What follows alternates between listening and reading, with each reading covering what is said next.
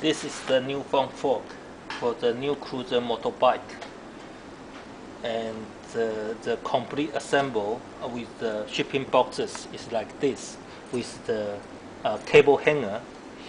So after you open the boxes and took the new phone fork assembly out from the boxes, you need to loose the nuts and also these two bolts, and then take the plate off and put the phone fork on the frame,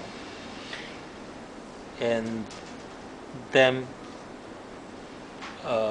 assemble and also took this off and then assemble the fork on the frame. Okay, so and then tighten the nut back.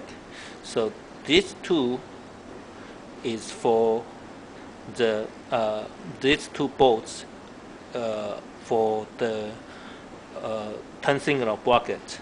So this weld-on bracket is for the headlight bracket.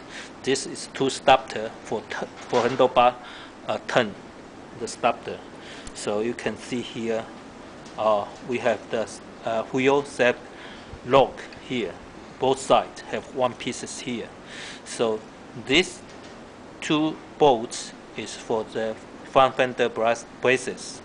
These two bolts also for the fender front fender braces. But this bolt is a spaceship RE steel bolt. So here you can see here's a nut, and this is just also a starter for the front drum brake arm. Okay, so these two brackets is for the center brace of the front fender. So after you assemble this with the front fender, and then you can have this bolt for this is the hanger for the cable. Okay, so the right hand side for speedo cable, and the left hand side for the front drum brake cable, and also the rear drum brake cable. So the complete the new phone fork for the new cruiser motorbike is like this.